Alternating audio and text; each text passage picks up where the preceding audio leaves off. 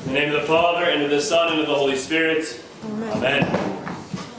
We come now with only 1 week left to go until Lent begins, as after next Sunday, after liturgy, we'll celebrate Forgiveness Vespers, and Monday begins for us Great Lent.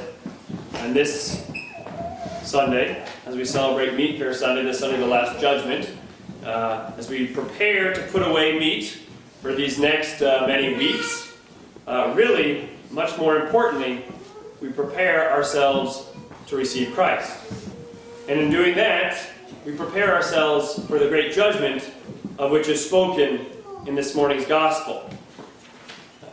As Jesus says in his parable, the Lord separated the sheep from the goats. That word for separate is the word for judge as well, and so we have this great judgment that comes not before a judge with lawyers and attorneys, with juries, court reporters, but rather a judgment that is merely between the Lord and the one there being judged. And there, it is not whether or not this person fasted that is being judged, but rather how he loved. Love is certainly the foundation of our faith. When Jesus is asked, what is the greatest commandment? He answers not one of the 10 explicitly, but rather the summary of all the commandments. That we might love the Lord our God with all our mind, with all our soul, with all our heart, and with all our strength, and that we might love our neighbor as ourselves.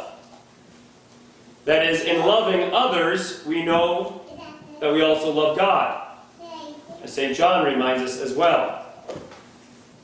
It is this love that separates the sheep from the goats in this morning's parable. And it's that love that we are called to have as Christians.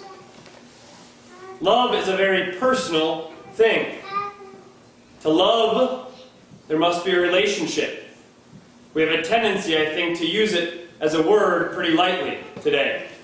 How much we love this or that actor or actress, how much we love that movie, how much we love this car, how much we love that house. But in reality, love is something that we do. And in being something that we do, it's something that we do towards another. It's a self-giving of ourselves, obviously, to that other. As we hear also in St. John, that love would have no greater display than this, that we would lay down our lives for another. It's this love that the Lord, the Master, the King, in this morning's parable, speaks about with the servant who has come to be judged. And it's this love that we are called to exercise in our lives as well.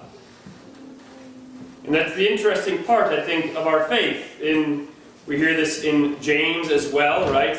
Show me your faith without works, and I will show you my faith by my works. It's a love that acts towards our neighbor. It's a love that acts towards the other, not expecting anything in return.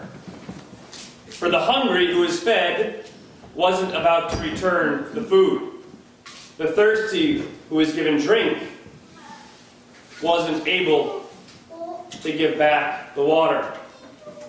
Indeed, the naked who is clothed, the sick who is visited, the person in prison to whom he came, none of those were expected to give back in return.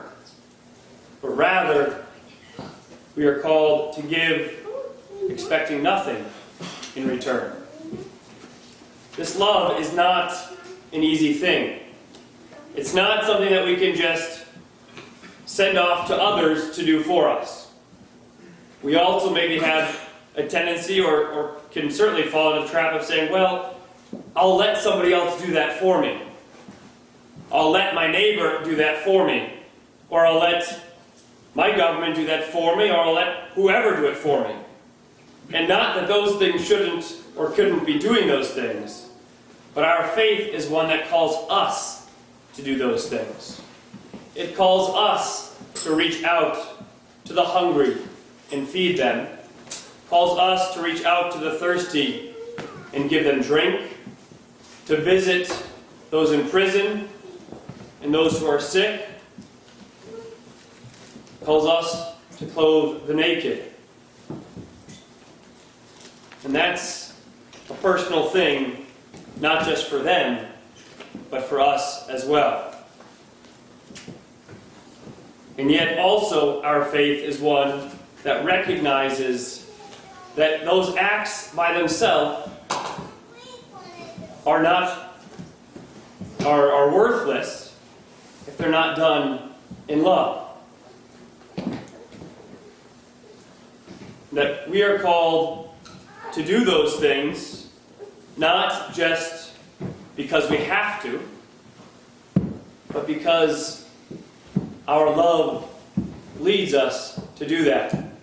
Because in loving God, as that great command calls us to do, we also love our neighbor.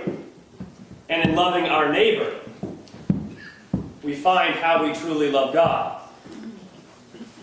So this Lenten season, which is almost upon us, as we prepare ourselves through fasting, as we prepare ourselves through prayer, as we prepare ourselves through giving of alms,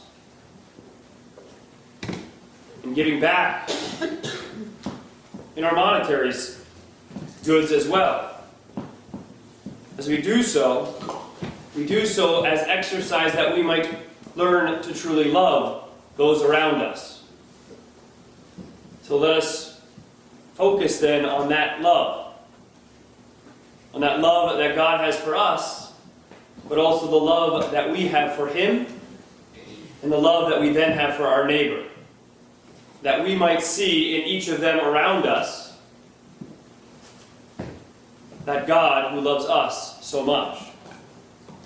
That we might, as we stand before that judgment seat, as we hear the words of that king, saying, when I was hungry, you gave me food. When I was thirsty, you gave me drink. When I was naked, you clothed me. When I was sick and in prison, you visited me. Let us know also that in that which we did the least of these, his brethren, we have done to him also.